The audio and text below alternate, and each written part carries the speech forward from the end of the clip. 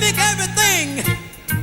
10 R&B superstars, all of them singing back up in the 70s and 80s, before the Grammys, before the sold-out arenas, before anybody knew their names. Understand, don't need to be coy, Roy. Just get yourself free. And here's the thing about backup singers in that era. They were everywhere and nowhere at the same time. You heard their voices on every radio station, every party, every slow dance, but you had no idea who they were. Some were teenagers making $60 a session. Others were hustling 3 studios a day, waiting for someone to finally see them. This is what it looked like when legends were still invisible.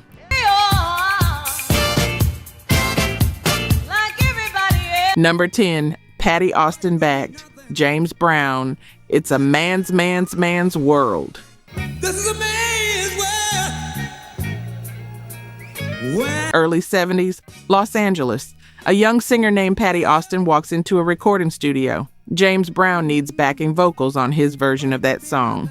You know the one that stops you cold when it comes on.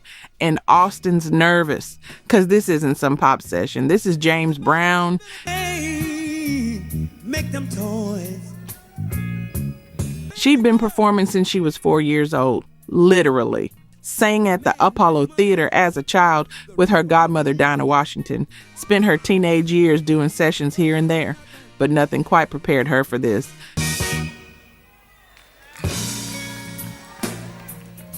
She lays down her part, backs up one of the most powerful voices in soul music history. Help me somebody. Help me somebody. And when the session wraps, she gets her check. And something clicks in her head. This could be a real living, not stardom. Not her name on the marquee, but a career.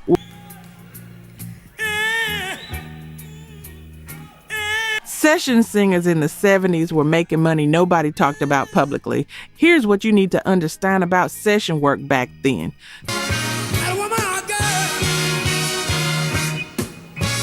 3 sessions a day wasn't unusual. Morning session for a pop artist.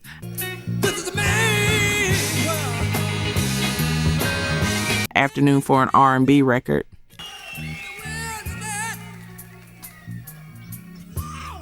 Evening for a commercial jingle. Different studios across Los Angeles.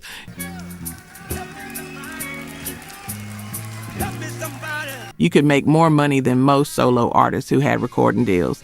But nobody tells you about being that good at background work. You get comfortable and then you get stuck.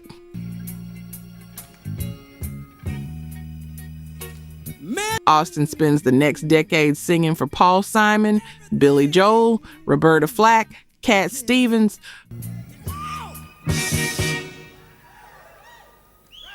Her voice is on record selling millions and millions of copies worldwide. And if you asked 100 people on the street who Patty Austin was in 1975, maybe 2 would know.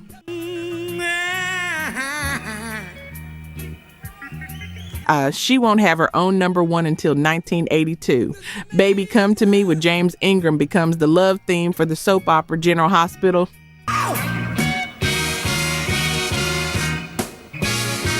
12 years after that James Brown session, 12 years of showing up, delivering excellence, going home.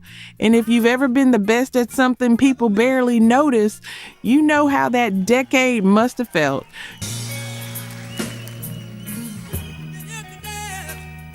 You're grateful for the work. You're grateful someone's cutting you a check, but you're hungry for something else, something with your name on it.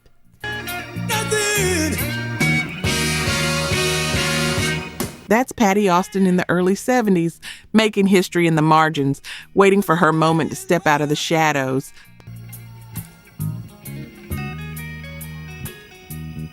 Number 9, Luther Vandross backed David Bowie, Young Americans, 1975. Push her down behind the fridge, lays her down, she burned. New York City. David Bowie's in the studio recording what'll become one of his most iconic albums, Young Americans, the album where Bowie falls in love with American soul music. All night it was a young American. And his guitarist Carlos Alomar brings a friend to the session. Luther Vandross, Nobody's heard of Luther. Not yet. He's 24 years old, overweight, struggling, doing commercial jingles to pay rent.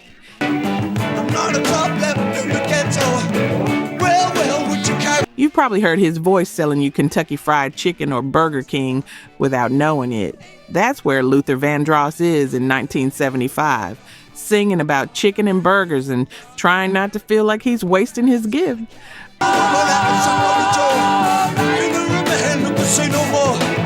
But Carlos knows Luther can sing, so he brings him to the session.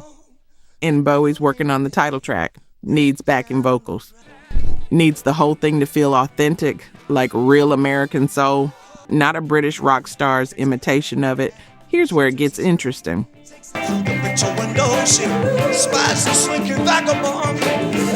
Bowie overhears Luther making some suggestions about the vocal arrangements.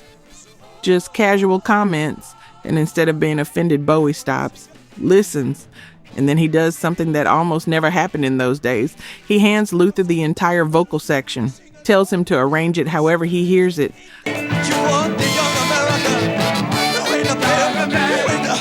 Luther takes over, brings in some other singers, arranges these lush, layered harmonies, the kind of vocal arrangements he'd been hearing in his head for years with nowhere to put them. 20 years, do we have to die for the 50 more? And Bowie's so blown away that he gives Luther a co-writing credit on the track. That almost never happened with backup singers, ever.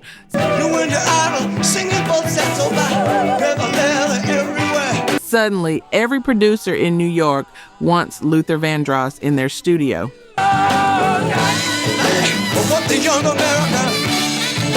Bette Midler hires him for her show. Chaka Khan brings him in. Donna Summer, Barbra Streisand. By the late 70s, Luther's on more albums than almost anyone in the business.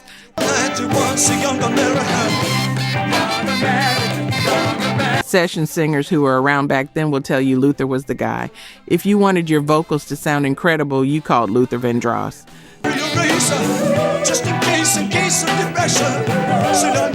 But he's frustrated, deeply frustrated, because he's making everyone else sound amazing while his own solo career stays frozen.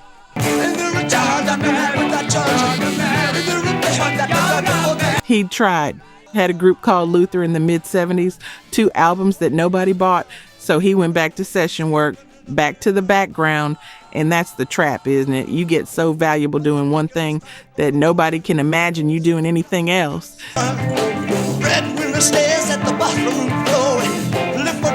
The industry sees you one way and that label sticks. Backup singer, session guy, not the star.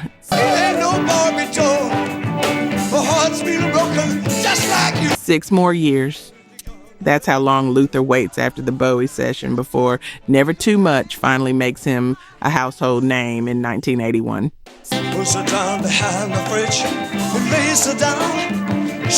6 years of being the best at something that's not quite your dream, but it starts here, with David Bowie hearing something in Luther Vandross that everyone else had missed.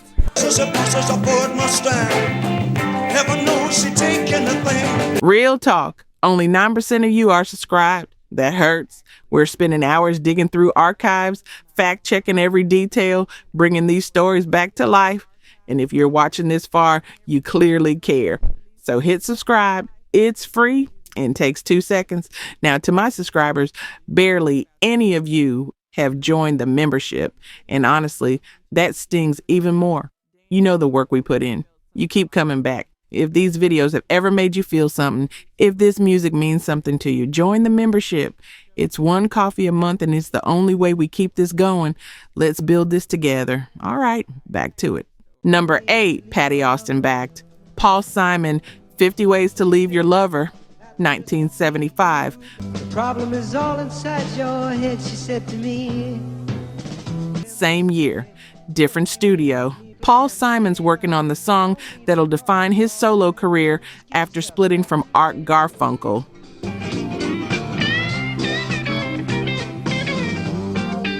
50 Ways to Leave Your Lover? And singing backup, Patty Austin again. Oh, just sleep on it tonight. I believe in the morning By now, Austin's voice is literally everywhere. And I mean everywhere. Hop on the bus, cuz. Don't need to discuss much. You turn on your car radio in 1975, there's a good chance you're hearing Patty Austin on 3 or 4 different songs during your commute.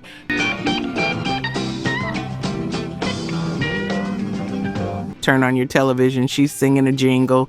Put on an album, she's probably in the background vocal somewhere. Just slip out the back, Jack. Make a new. Session work had become her life. And here's what people don't understand about that grind. She said, why don't we both? It's not romantic. It's not glamorous. You're working. You show up at the studio at 10 in the morning. Maybe you get the chart music 5 minutes before the session starts. Maybe you don't. You figure it out. Nail your part in 1 or 2 takes because studio time is expensive. Collect your check, drive across town through Los Angeles traffic to the next session. Do it again. She probably was right. There must be 50 ways to leave your love. Austin's doing 3, sometimes 4 sessions a day in the mid-70s. Morning session for a pop record, afternoon for an R&B artist, evening for commercial jingles, late night for whatever pays. And she's making good money. Better money than most singers with actual record deals, but she's invisible. Here's what gets me about Patty Austin's story.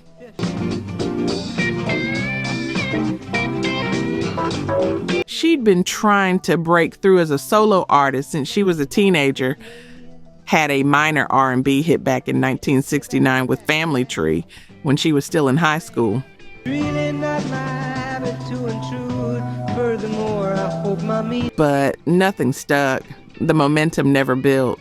So she pivoted, took the session work, got really, really good at it.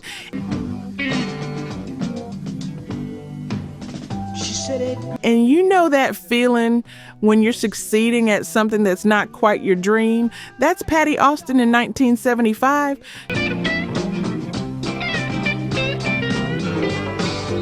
She's one of the most successful session singers in Los Angeles, making more money than she ever thought possible.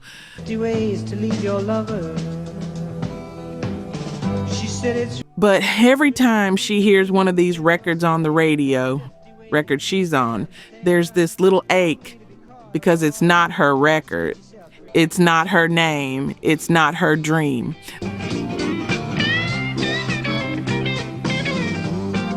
The thing about invisibility is it pays better than you'd think.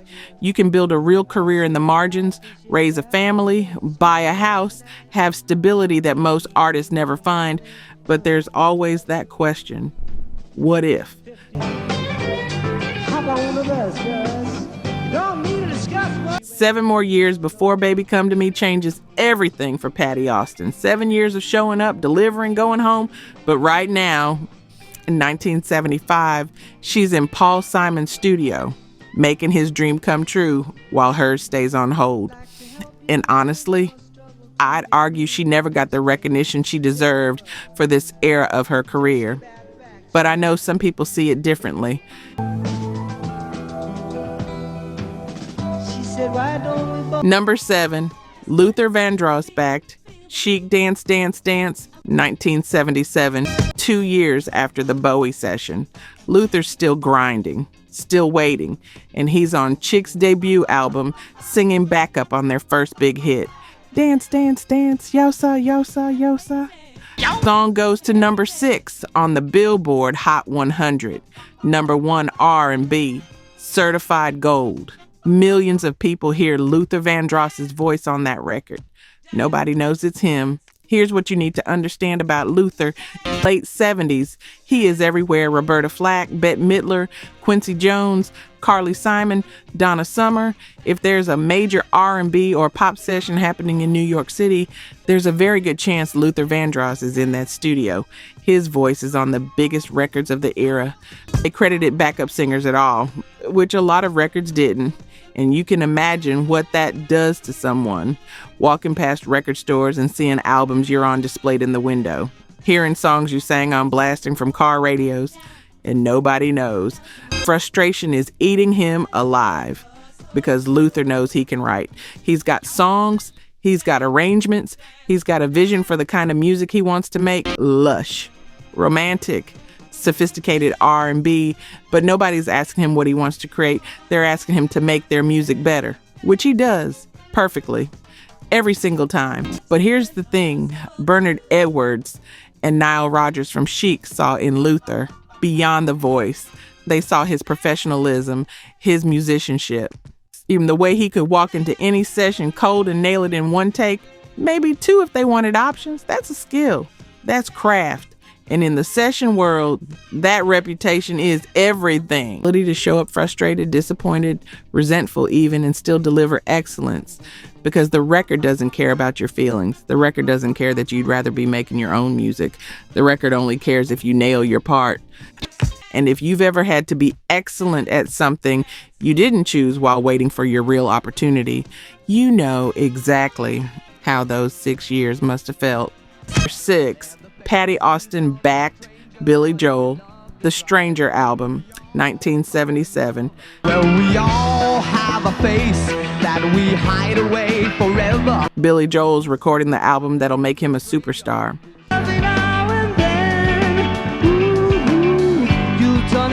The Stranger, multiple hit singles, Grammy nominations, eventually sells over 10 million copies and becomes one of the best-selling albums of the decade. Fall in love, but we disregard the danger, though we share. And on the track, Everybody Has a Dream, singing background vocals, there's Patty Austin. Ooh, you've done it, why can't someone else? This is the grind. This is what people don't see when they think about the music business. When the stranger comes along. You show up at the studio. Maybe you've never met Billy Joel before. Maybe you have. Doesn't matter. You get your chart, look at the music for the first time, figure out your part, and you nail it. Because that's what you do. That's what you're paid for. You've been there yourself. Once I used to. 2 takes, maybe 3. Producer says it's good. You collect your check, get in your car, drive to the next session, and do it again. That's Tuesday. Wednesday looks the same. Thursday, Friday.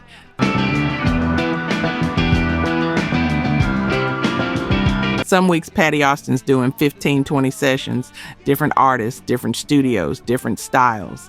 For a reason, sure if you used to even answer, it was the. Here's what Austin learned from all those sessions that most singers never figure out. How to be a chameleon, how to adapt your voice to anything. Jazz, pop, R&B, soul, disco, rock. Whatever the producer needs, you can do it. That versatility is what kept her employed when other session singers couldn't get work. Why can't someone else? You should know by now. But the loneliness of it. Nobody talks about that part. You're in the room when history happens. You're part of records that'll be playing at weddings and parties and car radios 50 years later.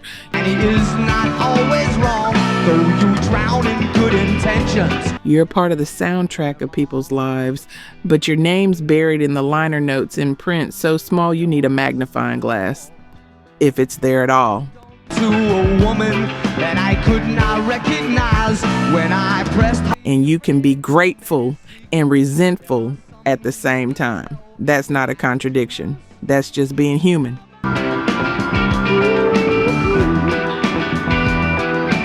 Patty Austin in 1977 is making a living most singers would kill for. She's successful by any objective measure, but she's still hungry for more. Still wanting her name on the front of the album instead of hidden in the back. The stranger, did you ever let your lover see the stranger? There's this thing that happens when you're really good at supporting other people's dreams. People stop asking if you have dreams of your own. They just assume you're happy where you are, content to be in the background. And maybe some session singers were. Maybe some of them loved the work and didn't want the spotlight. But Patty Austin wanted both. You ever let your lover see the stranger in yourself? She wanted the craft and the recognition, the work and the credit, the stability of session singing and the glory of being the star. Stranger is inspired, but isn't always evil. And honestly, she deserved it. Listen to her voice on these records. Listen to the skill, the professionalism, the artistry. That's not just someone doing a job. That's someone at the peak of their craft waiting for the world to notice. Why were you so surprised that you never saw? 5 more years. That's how much longer Austin waits before Baby Come to Me finally gives her that moment. But right now she's in Billy Joel's session, making The Stranger sound just a little bit better and going home knowing she's capable of so much more. You will never quench the fire. You'll give in to your desire. Number 5, Luther Vandross backed Donna Summer sessions, late 1970s. Late 70s, disco is everywhere, dominating radio, dominating clubs, dominating the entire music industry, and Luther Vandross is singing back up for the queen of disco herself, Donna Summer. Now don't you ask yourself. Multiple sessions, multiple albums, Bad Girls, on the radio. His voice is layered into some of the biggest dance records of the era. Here's the irony that still gets me.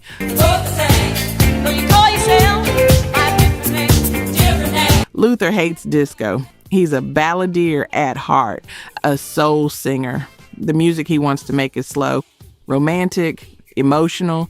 Think closer to Marvin Gaye than the Bee Gees, but disco pays better than anything else in the late 70s.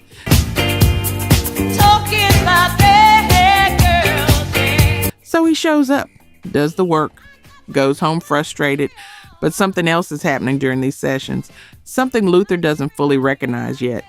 Like everybody else, He's watching, learning, studying how these massive disco records get constructed.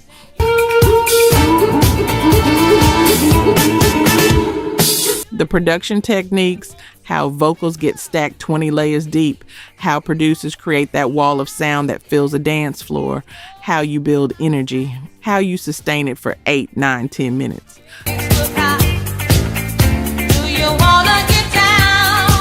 Luther's taking mental notes on everything. The way Donna works with producers, how she controls her breathing for those long sustained notes, how the backup vocals interlock with the lead, how everything serves the groove, and he's storing it all away for later. And you know what's wild about this?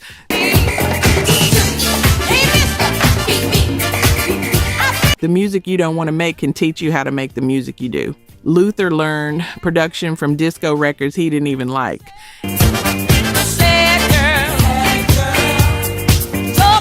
And when he finally gets to make Never Too Much in 1981, all that knowledge comes flooding out.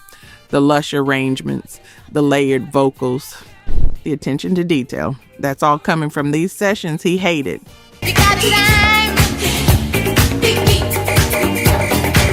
Here's what I think about when I hear Luther's later music. You can hear the disco influence, even though his music isn't disco. It's in the production, the way the vocals are stacked, the bass lines.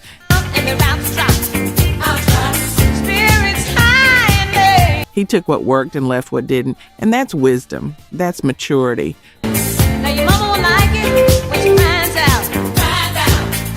By 1979, disco's starting to collapse. Disco Demolition Night happens in Chicago. Radio stations are literally blowing up disco records. The backlash is brutal and it's fast. And a lot of disco singers see their careers end overnight.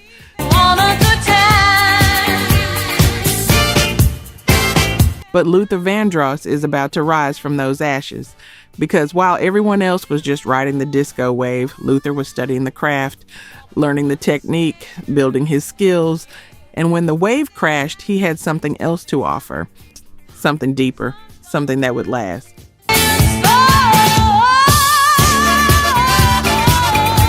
Never Too Much comes out and Luther Vandross becomes a household name. But it doesn't happen by accident. It happens because he spent 6 years in studios he didn't want to be in, singing music he didn't love, learning everything he could.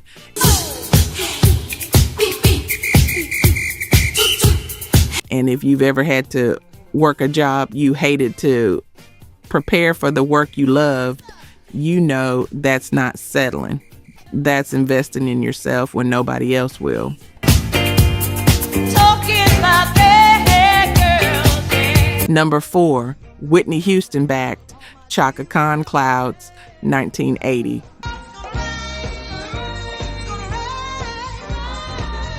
Newark, New Jersey. A 16-year-old girl named Whitney Houston gets a phone call. Her mother, Cissy Houston, is singing background vocals for Chaka Khan's new album, Naughty.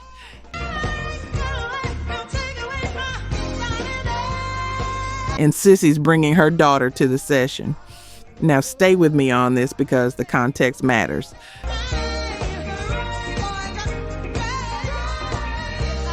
Cissy Houston is already a legend in the session world. She was in the Sweet Inspirations, sang backup for Elvis Presley, for Aretha Franklin, for Dionne Warwick. Cissy Houston's voice is all over the biggest records of the 60s and 70s.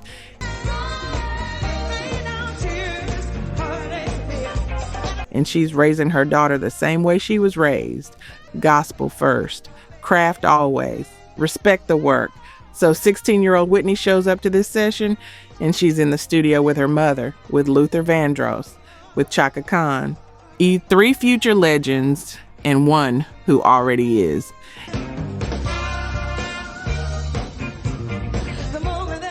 And the producer hears Whitney's voice and knows immediately. They pay her $60 to sing backup on Clouds.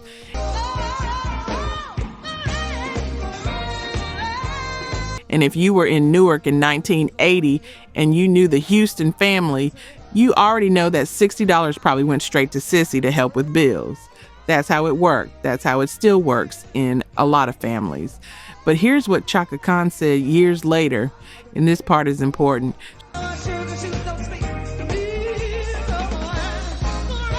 She looked at 16-year-old Whitney Houston and saw herself, not just the talent, that's obvious. Everybody could hear Whitney could sing. But Chaka saw the hunger, the drive, the thing behind the voice that separates session singers from superstars.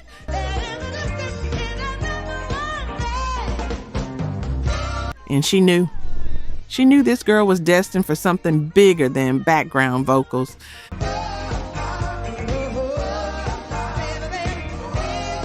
Yeah, but that day Whitney's just a teenager earning her first real session money, watching, learning, absorbing everything.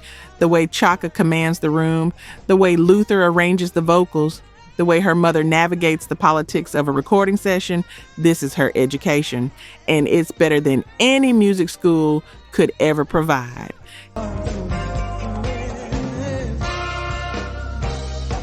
Here's what Whitney learned that day that shaped everything that came after.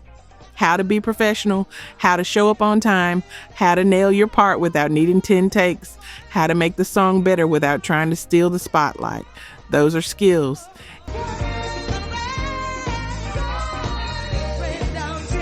And if you grew up watching someone you love work in the background, really work, not just show up, you know that's a masterclass you can't buy.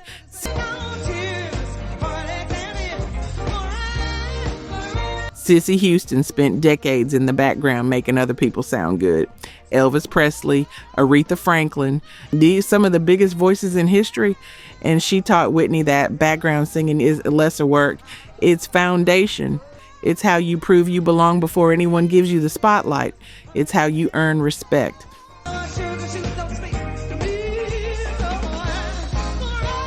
4 years later, Whitney Houston releases her self-titled debut album and becomes one of the biggest stars in the world. But in 1980, she's just Cissy's daughter, making $60, learning the craft that'll make her a legend. And if you're nodding right now, you're not alone.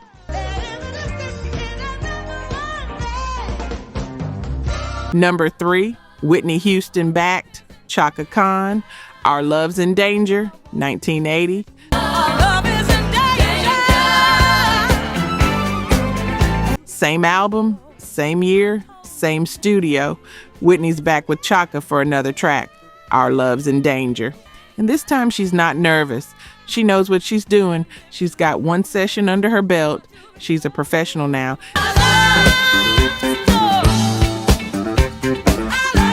This is how you really learn the music business. Not from books, not from YouTube tutorials that don't exist yet in 1980.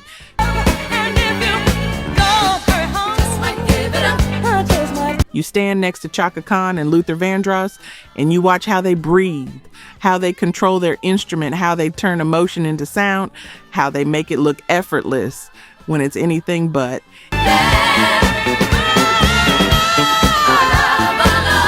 And Whitney's absorbing everything, the way Chaka warms up before a session, the techniques Luther uses to preserve his voice, the way the engineer captures certain tones, how producers communicate what they want.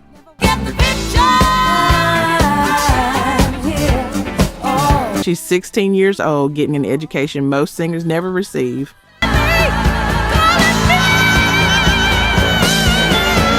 Her mother, Sissy, is right there in the room, too. And you can imagine what that dynamic is like. Your mother's a legend in the session world. You're trying to prove you belong. Trying not to embarrass yourself.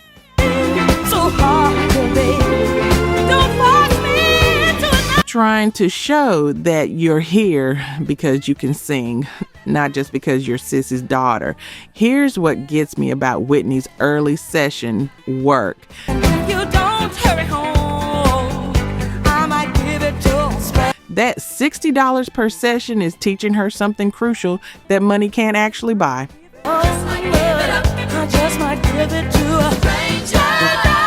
How to value yourself while proving your worth first. Don't walk in demanding to be treated like a star. Walk in and be so undeniably good that they have no choice but to see you as one.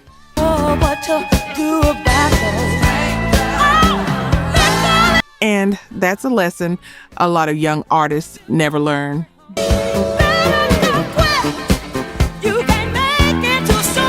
They want the recognition before they've earned it. They want the spotlight before they've proven they can handle it.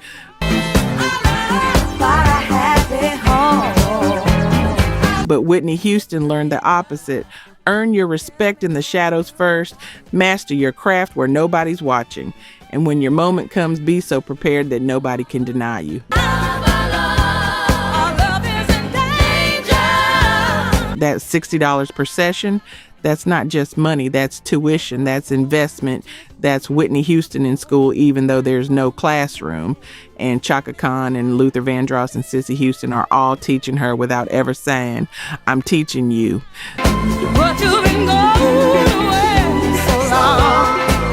They're teaching her by example, by their work ethic, by their professionalism.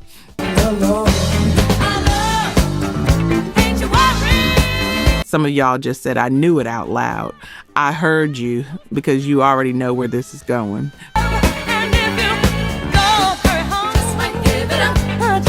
By 1985, Whitney Houston's voice is everywhere. But unlike her mother, unlike all these session singers we've been talking about, Whitney's not in the background anymore. She's front and center, the biggest new star in the world.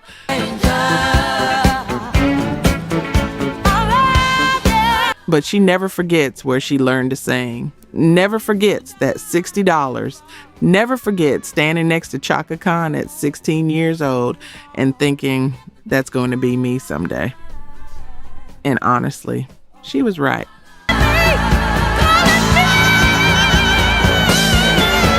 Number 2, Sheryl Crow backed Michael Jackson Bad World Tour, 1987 to 1989.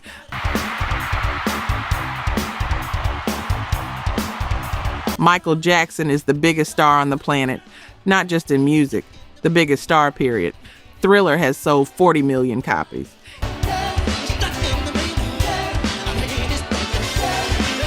He's transcended music and become a cultural phenomenon. And the Bad World Tour is about to launch. 123 shows, 4 continents, and a 25-year-old music teacher from Missouri named Sheryl Crow gets the call.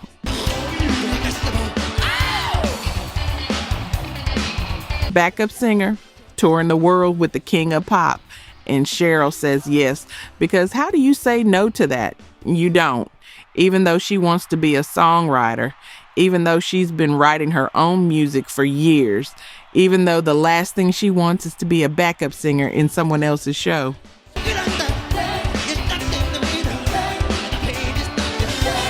For 2 years, Sheryl sings I Just Can't Stop Loving You with Michael Jackson every single night in front of tens of thousands of people.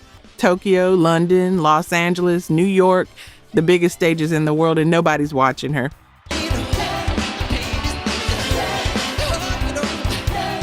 She's one of the backup singers in the tight black dress doing choreography, and she hates it.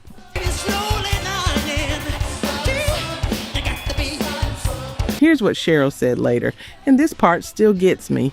Being Michael's backup singer felt like a gift and a prison at the same time, because on one hand, she's touring the world, getting paid well, learning from the greatest performer who ever lived, but on the other hand, she's completely invisible, just a voice in the background, and for someone who wants to be an artist, that invisibility hurts.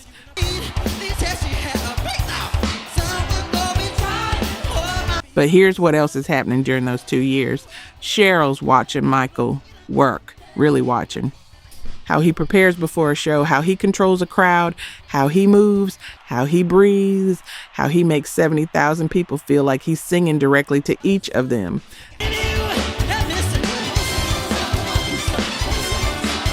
That's craft. That's mastery. And Sheryl's taking notes. She's also watching what fame does to someone.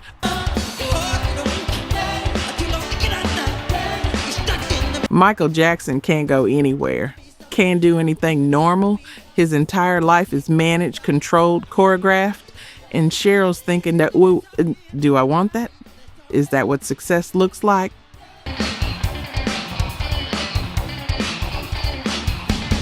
And honestly, I don't think she ever wanted that level of fame. But she's learning what it costs. And you know what else she's doing during those 2 years? Writing.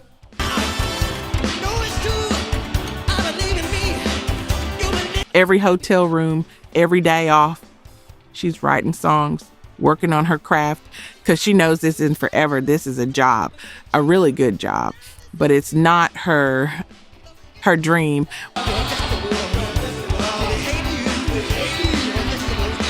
When the tour ends in 1989, Sheryl goes back to Los Angeles, back to session work, back to singing on other people's records. And she's almost 30 years old, starting to wonder if maybe she waited too long, if maybe she missed her window, if maybe being a backup singer is as far as she gets.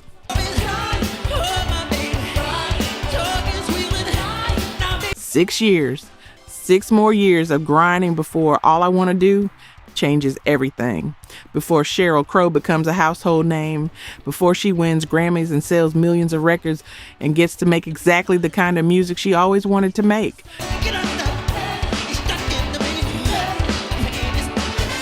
But those 2 years with Michael Jackson, they weren't wasted time. They were preparation.